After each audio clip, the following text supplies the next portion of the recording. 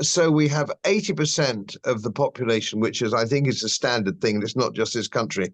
A little while ago, I did the Smithsonian psychology course because I wanted to find out why people thought the way they did. You know, how can we deal with cognitive dissonance as we do?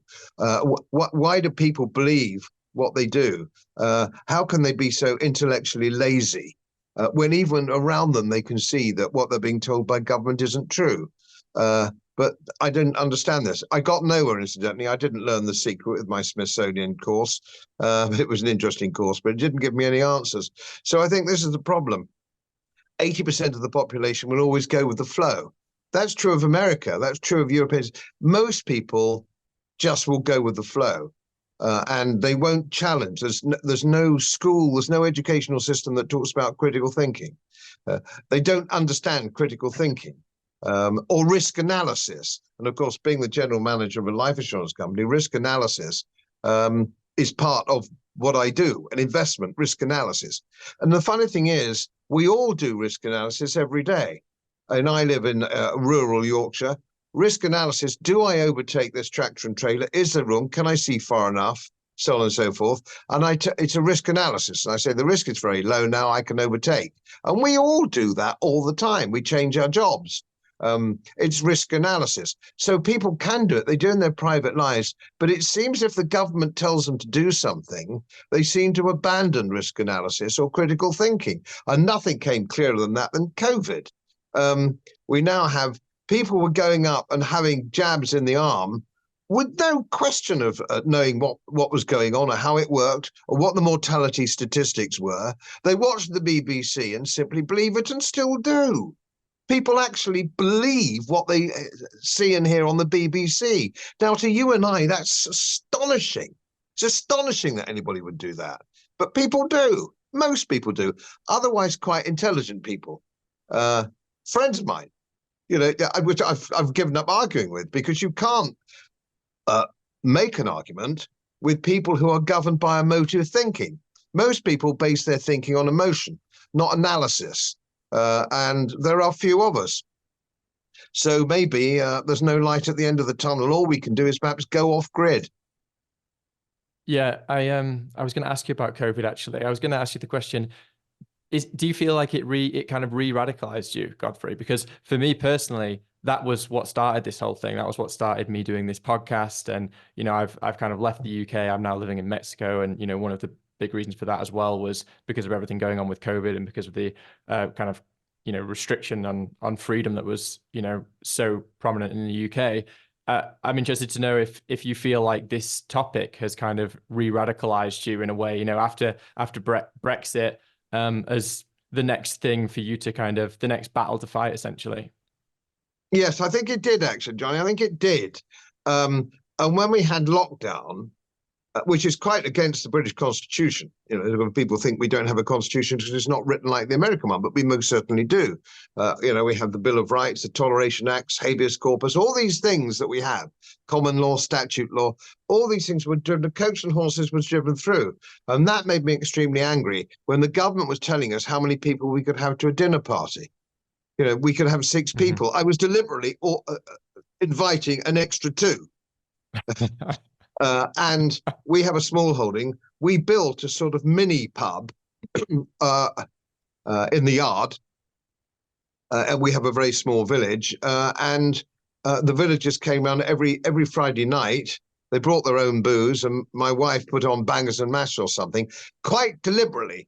I was not going to be locked down by these dreadful, ghastly people, politicized police, and all the other morons that actually took part in it.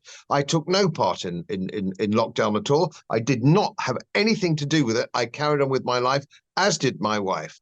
We just won't have it. Yes, it did. It re-radicalized me. It did, yeah. Were you surprised to see some of the politicians, and I guess not just politicians, but prominent people who, in my opinion, should have taken a real stand against this and seemed to just kind of go quiet? You know, like it really kind of frustrated me. I mean, even some people who I think maybe started off saying the right things, like Peter Hitchens, but kind of, you know, eventually just kind of caved. it seemed to me like a lot of people were disappointing on this topic, you know, and especially in the political realm. Did you experience that as well? Yes, I totally agree. There were one or two stood up, but they were very, very few indeed. I mean, one would have thought Jacob Rees-Mogg would have led Yeah. the charge against this kind of thing on a much higher intellectual plane, but he didn't.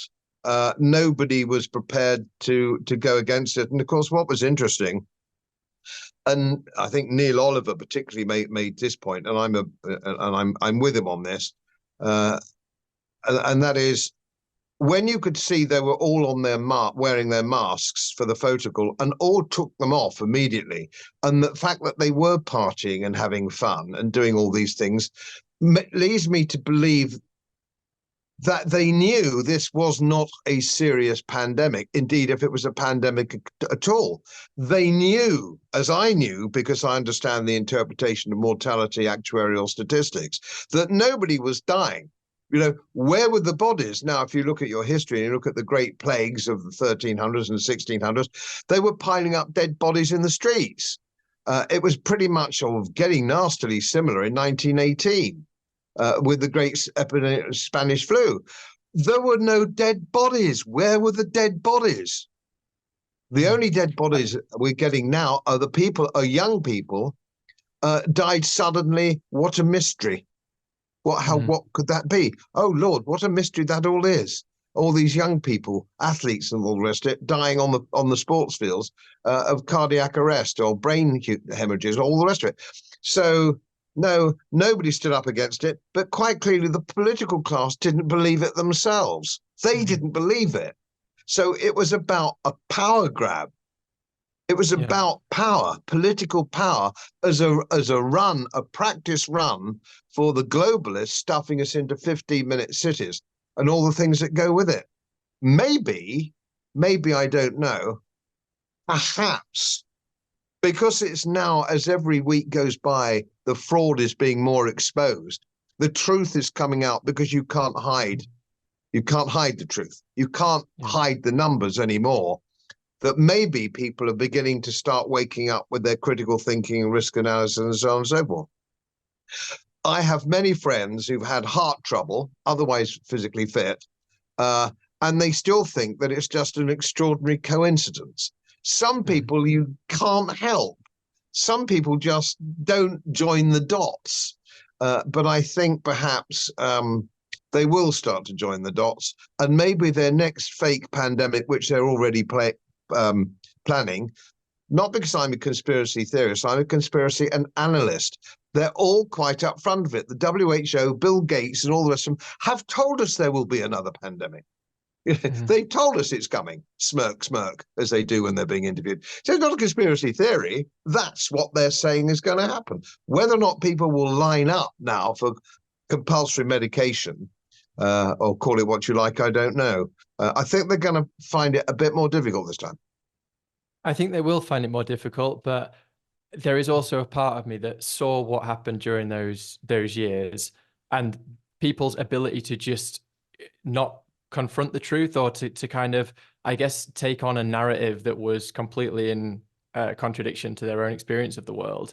You know, I mean, we saw these videos coming out of China with people just dropping dead on the floor, and then we saw what did we see that in our real lives? Did anyone actually go out on the street and say, "Oh, I've just seen someone, you know, dropping dead at a bus stop"? Of course not. Like, none of that actually happened. You know, we were being told, "Oh, you know, everyone's getting COVID and so many people are dying." And then when you ask people, "Do you know anyone who's died of it?" They might say, "Oh, well, yeah, you know, like my great uncle died recently. He was, you know, 89 and already in hospital." But you know, but the thing is, this is what people were experiencing, but they still chose to take on the narrative. And I think that we've come so far now into this world in which people just want to fit in. People don't want to speak out. They don't want to say or do anything that goes against the norm, that they're willing to take very drastic actions, like literally, you know, going out and taking an injection in your arm for something which you have absolutely no evidence of that you need, and you have no evidence that this thing is safe. That is so far down the line to me of absurdity and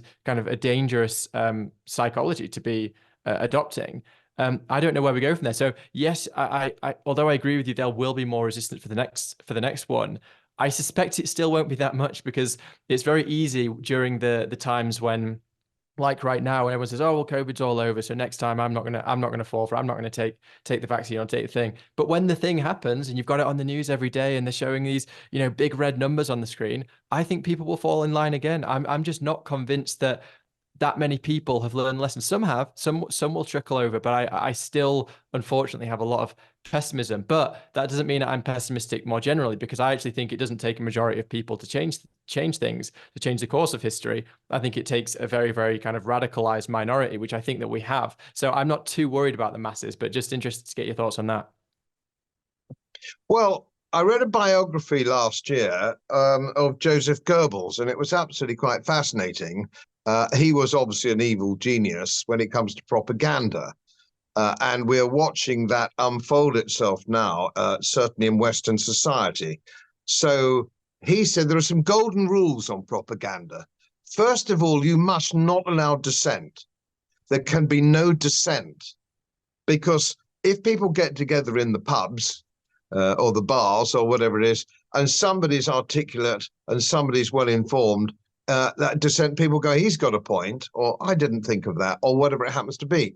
So you must not allow dissent. And of course, when the thought takeaway from Davos was we must not allow, they didn't say dissent, misinformation, which is not government information. So that was the number one priority. And they were quite open about that. It's more important than climate change. It's more important than anything else. We've got to clamp down on misinformation, i.e. the government dissent is what they mean, of course, is dissent. Yeah. And the other thing that Goebbels said, it must be based on emotion. You will not be able to sit down. You've probably experienced this with some of your friends. I know I have. There is no point in pointing to facts or data or statistics. It will not change their mind. Their minds are hermetically sealed to fact. And Goebbels knew this. You must appeal to emotion.